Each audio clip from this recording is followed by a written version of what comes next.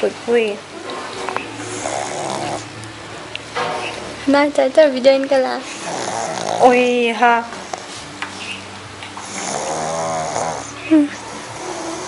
Minggu di nanar.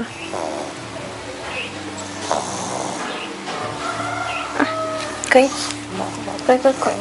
Pipi itu kan pulang tadi. mu Pipi itu huksu, pipi itu huksu. kan hụt lâu đấy em đâu hay gì Pipi chở chở tới khao bao về. người ta hi rồi am cái rồi rồi bụi bụi